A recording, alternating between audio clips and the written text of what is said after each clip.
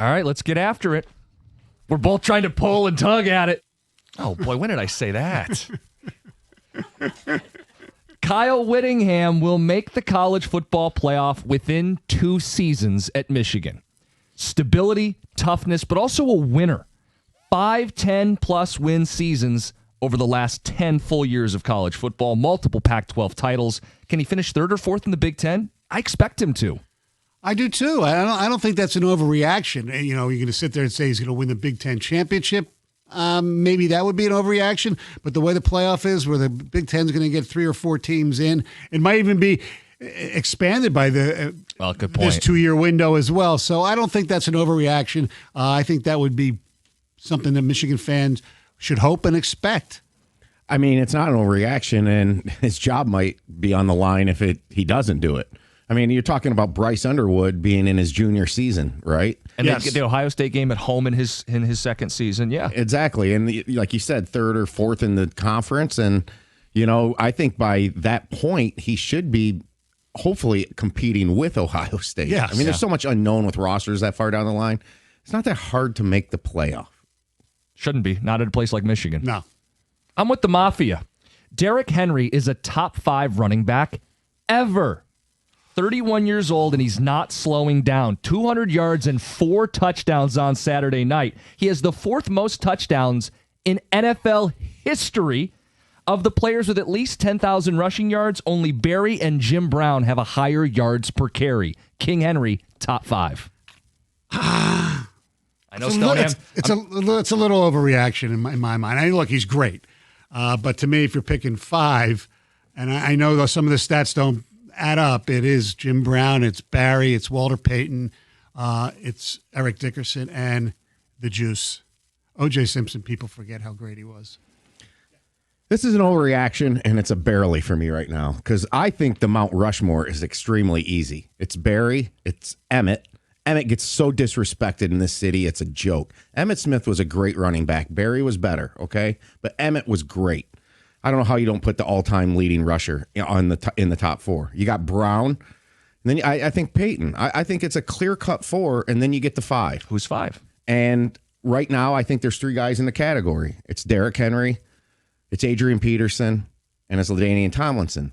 I will eliminate AP, but for now, I think LT stacks up pound for pound, overall versatility, receiving, even had a knack for throwing touchdowns. This is a barely, though, and the thing is, I think Henry will probably pass him. Yeah, he will. But where are you on Dickerson? No? No. Okay. Do me. The NFC will win the Super Bowl. Someone from the NFC will be crowned Super Bowl champ. Look, the Eagles just beat the Bills. You look at the odds to win the Super Bowl. The Rams, Eagles, and Seahawks are your top 3, and that doesn't even count the Niners, who may get the 1 seed, or a Bears team that just has so many bounces go their way. I feel way better about teams 1 through 5, 6 in the NFC than I do about the wide-open AFC. I do not think that's an overreaction. I think the NFC will win the Super Bowl as well. I mean, who in the AFC do you sit there and say, man, that's a Super Bowl team? Is it Denver? Look, Denver's their front defense is really or good. Houston's front could win a couple playoff games, but I think the NFC's got the better teams. The only argument to that is this league is just so even that anybody can win. I think it's an overreaction. I've been on this Texans wagon for 6 weeks now. I think they have a special defense versus anybody else in the league.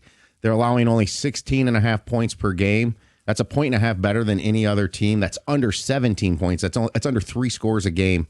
And I just think with their front, decent secondary, Stroud can game manage it, that they have a real nice recipe to give teams. And the fact that I would actually I'm still including Buffalo if they can somehow get this run defense just a little right, because their pass defense is pretty good.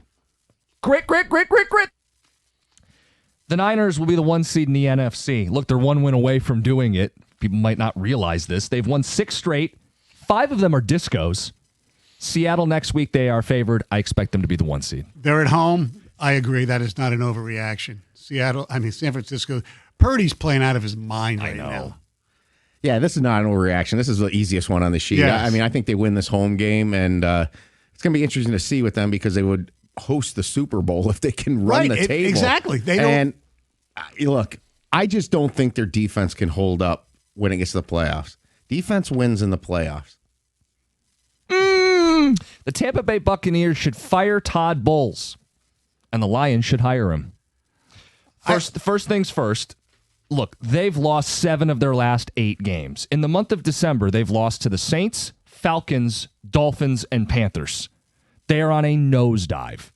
He might not be a good head coach, but he's a hell of a defensive coordinator. Multiple stops. He's had top 10 defenses, including in Tampa, where he was the DC for a Super Bowl. The pipeline of failed head coach to elite defensive coordinator is well chronicled. All of the great DCs, many, if not all, were fired head coaches who were much better focusing on one side of the ball. I mentioned that, I think, to Doug when I was in that week for Gator. I as much as I just said, Kelvin Shepard, I'd give him another year. If Todd Bowles is available, you grab him. I mean, he is a terrific defensive coordinator, and I think the Buccaneers should fire him. Think about this. Fangio, Vance Joseph, Spags, Schwartz, Saleh, Flores. What do they have in common? All brutal head coaches, all phenomenal defensive coordinators. Okay, so I'm like almost right there, but I have to say this is an overreaction for now because they host the Panthers this week. If they win the game, they make the playoffs, and then if things go the way I see, which is San Francisco beating Seattle, Tampa hosts Seattle in a playoff game. They beat Seattle this year, and they get it at home. If they win that game, if he makes it to the divisional round, how's he get fired? But he'd be a hell of a defensive coordinator candidate, but for now, I think this is a slight overreaction. The Lions failed Jared Goff more than he's failed them. And I know Christmas Day was ugly. Not going to defend Christmas Day. But big picture, Jared Goff is second in passing yards, second in passing touchdowns, third in quarterback rating behind only Stafford and Drake May, all while being sacked 36 times, a career high. He's the same guy that took the Lions to the NFC title game. They let their offensive line crumble in front of him. They let him down, not the other way around. I don't think that's an overreaction. It almost seems similar to Matthew Stafford couldn't win. Was it the Lions or was it Matthew Stafford? Look, Jared Goff is not Matthew Stafford. Jared Goff is a good quarterback. Jared Goff was horrible against Washington in the playoffs last year. He was horrible the other day, but he's a very good quarterback. And yeah, people denigrate him because he can't move that much and you have to do everything to make him comfortable. So that's your job. He's your quarterback. Make him freaking comfortable. This is not an overreaction. Brad Holmes failed Jared Goff. Yes. You know, he decided to start drafting things that didn't help Goff instead of things that would. Like, instead of taking receivers and stuff like Tesla, get offensive linemen for 2 straight years. And I'll say this right now. I think it's pretty clear the Lions' window is 2 years because that's when you can get out from under Goff at a cheap price. And they should do everything they can the next 2 seasons to build around Goff, whether you like it or not, because they're stuck with him. And look, he shouldn't play this week. There is no reason for him to play in this game because you need to build around him the next 2 seasons. Tom, you said he's got 2 more years. Not if they restructure his deal. Yeah, then things get messy in a lot of other ways. And part of supporting him, maybe you need the money to do that. Mm-hmm. So you may need to be extending and restructuring Jared Goff's contract, which is committing more to him. Look, people might not be comfortable doing that, but what's easier? Finding a top 5 QB or adding a tackle and a guard or a center and a guard? What's easier as you're on the edge of the playoffs and on the edge of contention? What's easier? Starting over at quarterback?